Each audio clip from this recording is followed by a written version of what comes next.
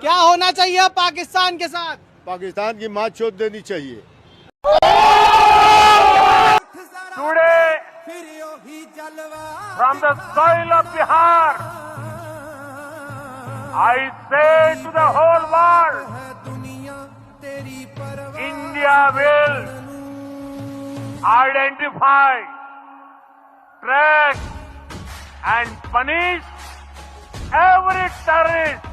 उसने नाम पूछकर गोली मारी, ये चूरन बेचना बंद करो।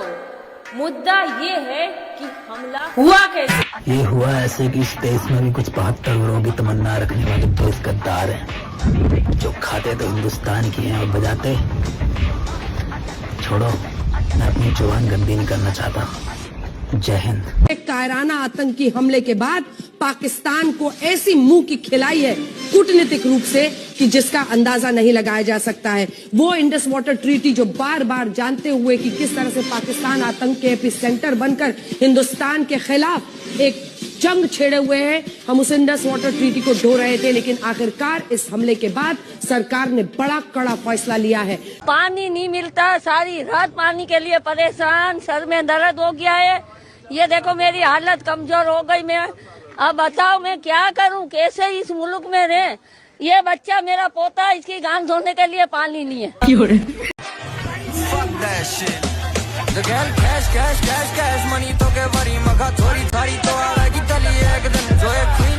कि हम बताएंगे कि क्यों पाकिस्तान अलग हुआ था। अरे पाकिस्तान इसलिए अलग हुआ था कि एक साफ सुथरा इंसान सुअर के साथ नहीं रह सकता है। तुम्हारा जो सरगना था जिन्ना, उसने अलग कर दिया भारत से, सुअरों को अलग करके वहां अलग कर दिया। तो ये पूरी के पूरे वहां पे, और जो पाकिस्तान यहाँ से गए थे लोग ना, ये सोच के कि पाकिस्तान एक बहुत खूबसूरत देश बनेगा। देख लो तुम्हारे देश में क्या हाल हो चुका है। यहाँ पे दुनिया थूकती है साला। अगर एयरपोर्ट पे पता चल जाए कि पाकिस्तानी है तो बगल का आदमी उठ के चला जाता है। अगर जहाज में पता चल जाए कि मेरे बगल में पाकिस्तानी बैठा है, उसका पूरा रास्ता पर टेंशन में रहेगा कि पूरी तरह से सलामत जा पाएगा कि रास्ते में फटेगा। यहाँ पर जिस बंदे ने मेरे पति को मारा ना, वो वही जा रहा था। मैंने उसे बोला मुझे भी मारो, तूने मेरे पति को मारा। मैंने मेरे सन में भी बोला, तो उसने हमें नहीं मारा। उसने बोला मोदी को बोलो। उसने क्या बोला? उसने बोला नहीं, मोदी को बोलो, कहकर चला गया वहां से। मोदी को बोलो। He took the prime minister's name. Yes. Pahalgam में जो हुआ बहुत ही दर्दनाक और खतरनाक था। जिन लोगों ने भी अपनी जान गंवाई, उनकी फैमिलीज को ऊपर वाला सब्र दे, और जो भी लोग घायल हैं वो जल्दी से ठीक हो। पर मुझे ये बात समझ नहीं आती, जब भी भारत में कोई अटैक हो जाता है, भाई सारी की सारी चीजें हिंदू मुसलमान पर आकर क्यों अटक जाती है? ये देश के सफेद कपड़े पहन पहन कर जो रेड कारपेट पे चलते हुए आ रहे श्रद्धांजलि देने के लिए, इनका जो मोटा पेट हो रहा है उसमें घूस खा खा के, ये लोगों से कोई क्यों सवाल नहीं करता? इन लोगों से सवाल क्यों नहीं पूछा जाता? देश में आखिर इतना हिंदू मुसलमान आपने क्यों फैला दिया कि वहां पर धर्म पूछ कर लोगों को मारा जा रहा है? रुक, तेरे को बताते, तेरी माँ की चुत तेरी। रुक भाई देख लो इन छिनालों को, ये कह रही है कि ये हिंदू मुसलमान हो रहा है। भाई अभी तो जामा मस्जिद में शरबत बांटने गई थी, वहाँ किसके लिए गई थी सबको पता है। हलाल हवा पड़ा है इसका, और इसकी अम्मी जान का हलाल हवा पड़ा है। एक नंबर की छिनाल है ये।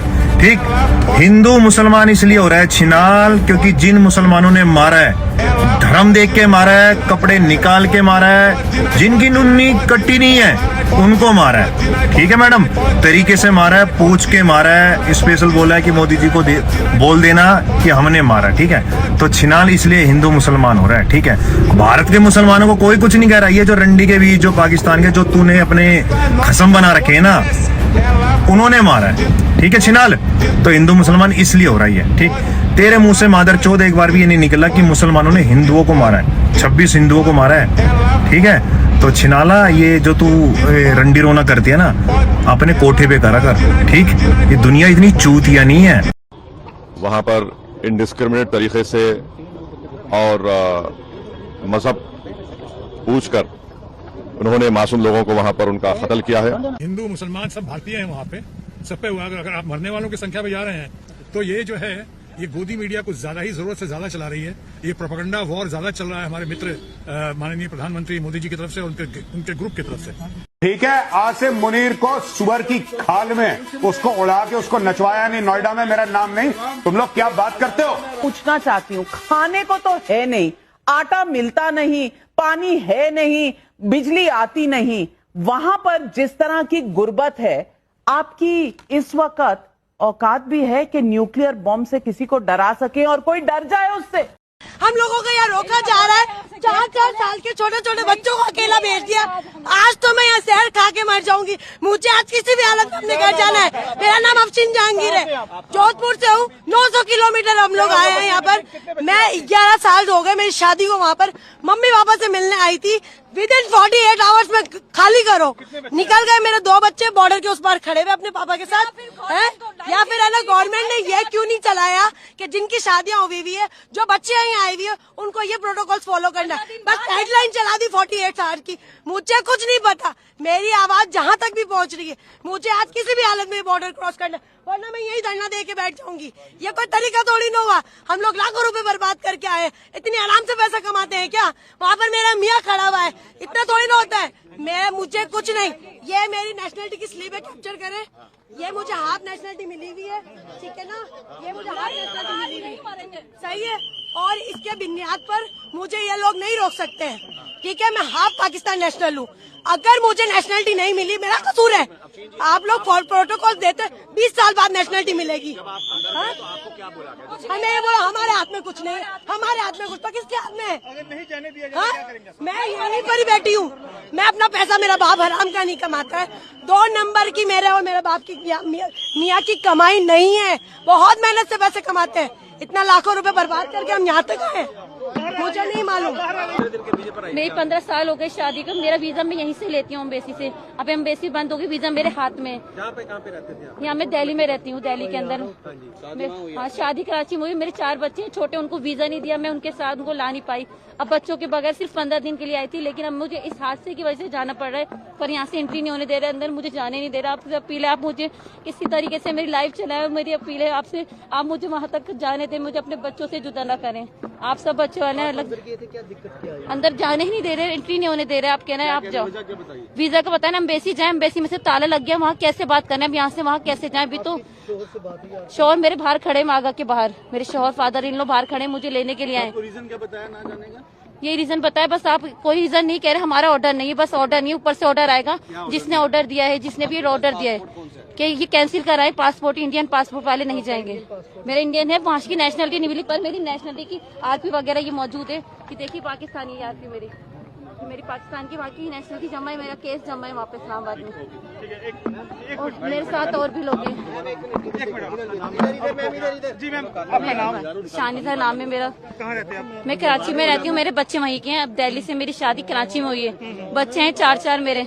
मैं वहाँ बच्चों के बगैर रह नहीं सकती। बस 15 दिन के लिए आई थी, लेकिन माँ हार्ट पेशेंट है, उनकी वजह से आई थी। मुझे इस हादसे की वजह से 7 दिन में जल्दी से पैकिंग करके अब आना पड़ रहा है। आप मोहलत तो देते कि आप 5 दिन का कि 4 दिन का, मुझे मोहलत देते कि 4 दिन में पैकिंग करके आप जा सकती हैं। तो यहाँ से तो एंट्री नहीं होने दे रहे। हम बच्चों से अपने कैसे जाएं? अपने माँ से मेरे बच्चे जुड़ते हैं। आप आपके बच्चे और हस्बैंड कहाँ पे खड़े हैं? अभी हस्बैंड ने बच्चों को तो घर पे छोड़कर आए किसी के पास बैठा के, लेकिन हस्बैंड फादर इन लोग बाहर वागा के बाहर है, वहीं पर है खड़े हुए लाहौर में। आपके पास पासपोर्ट कौन सा है? इंडियन पासपोर्ट है। ये भी मेरा पाकिस्तानी बन जाएगा, बच्चों का पाकिस्तानी है। मेरे हिसाब से arm forces special powers act army को क्यों देगा राइट? पुलिस को पुलिसिंग राइट्स देता है ना। पूरी कीजिए, व्हाट्स योर पॉइंट? हाँ जी, मैं ये कह रही थी वहाँ बहुत सारे, मैं इतना मिलिटरीली कमजोर नहीं समझती इंडिया को, ये मैं कहना चाह रही हूँ कि मतलब आपके कई सारे प्रोविजंस हैं। और पूरी दुनिया ये भी देख रही है कि जैसे पुलवामा अटैक हुआ था, वो भी एक बहुत हेविली गार्डेड जगह थी। अटैक हुआ नहीं था, उससे पहले इसका ब्लेम पाकिस्तान पे आ गया था। मेरे लिए तो ये एक एक्शन रिप्ले है पुलवामा का।